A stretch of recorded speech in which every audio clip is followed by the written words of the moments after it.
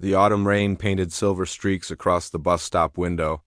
Sarah pulled her thin jacket tighter around her shoulders, watching the droplets race down the glass. In her pocket, 2 quarters clinked together softly, her last 50 cents until payday, still 3 days away.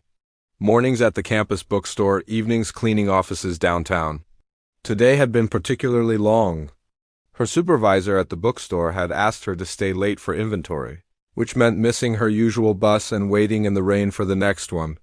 The weight of them felt heavier than it should, a small reminder of how carefully she had to count every penny these days. Her breath formed small clouds in the chilly October air as she checked her phone for the 3rd time. The bus was running late again. She pressed her back against the cold metal bench and let out a quiet sigh. Sarah worked 2 part-time jobs to keep herself afloat while attending community college. The headlights of the approaching bus cut through the gray evening like warm amber. Sarah stood, fishing the 2 quarters from her pocket. The metal felt cold against her palm as she climbed the steps. "Good evening," she said to the driver, a kind-faced woman with silver hair. "Evening, honey. Nasty weather out there." Sarah nodded and moved toward the fare box, ready to drop in her last 2 quarters. But as she reached forward, she noticed the man standing behind her. He was older, maybe in his 60s, wearing a wrinkled business suit that had seen better days. Company policy, no exceptions. His hair was slightly disheveled, and he kept patting his coat pockets with growing panic in his eyes. Sarah could feel their impatience building. The man's shoulders sagged with defeat. She knew that feeling intimately. "I'm sorry," he said to the driver, his voice apologetic. "I seem to have left my wallet at the office. I know exactly where it is on my desk. I was in such a rush to catch this bus. Here," she said, extending her hand toward the fare box. "I'll cover his fare too." The driver's expression softened, but she shook her head. "I'm sorry, sir." Other passengers began to board behind them, creating a small crowd at the front of the bus. "Oh no, miss. I couldn't possibly. Could I perhaps call someone to bring my wallet here? It would only take. Sir, I need you to step aside if you can't pay the fare. I have a schedule to keep." Sarah watched the man's face fall. She recognized that look, the quiet desperation of someone trying to maintain dignity while the ground shifted beneath them. Without thinking, she stepped forward. The man turned to her, surprise written across his weathered features. "It's okay," Sarah said gently, dropping all 4 quarters into the machine. The metallic sound seemed to echo in the suddenly quiet bus. "We all have those days." "But," Sarah smiled at him, "really, it's fine. My stop isn't far anyway." Her stop was actually 12 blocks away, but she could walk. She'd walked farther distances before. The man looked at her for a long moment, something shifting in his eyes. "It was a small lie. Thank you," he said quietly. "Thank you so much."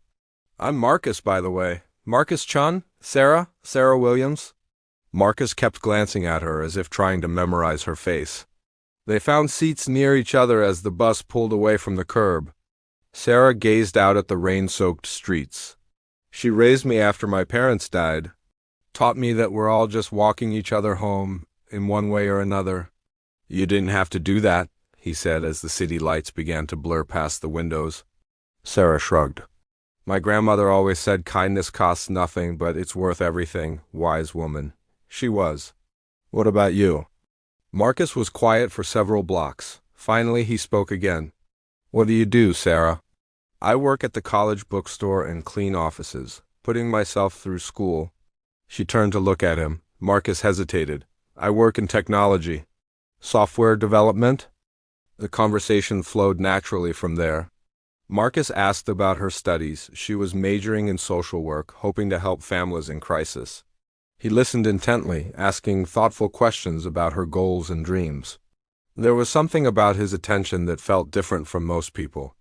"I won't forget it." He seemed genuinely interested, not just making polite conversation. The weight of her empty pockets didn't seem to matter as much. When Sarah's stop approached, she stood up. "This is me." Marcus rose as well.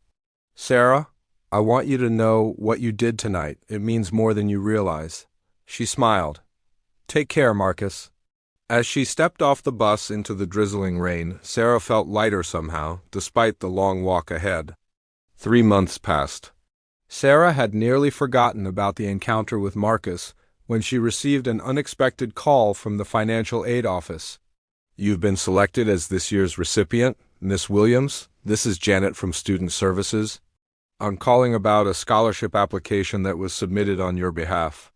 "I'm sorry, there must be some mistake. I haven't applied for any scholarships recently." "The Chun Foundation Scholarship for Promising Social Work Students. It covers full tuition, books, and living expenses for the remainder of your program." Sarah's heart began to race. "The Chun Foundation?" "Yes, the application was quite detailed. It mentioned your work ethic, your commitment to helping others, and your financial need." "I don't understand. Who submitted the application?" "The foundation prefers to remain anonymous in their selection process, but they were very impressed with your character references." After hanging up, Sarah sat in her tiny apartment, trying to process what had happened. Chun Foundation. Marcus Chun? It couldn't be a coincidence. 2 weeks later, she received a handwritten note with her scholarship paperwork. "Dear Sarah, *, you gave a stranger your last 50 cents when you needed it most. That act of kindness revealed more about your character than any application ever could. The Chun Foundation exists to support people like you, those who give even when they have little to spare. Your grandmother was right. Kindness costs nothing, but it's worth everything.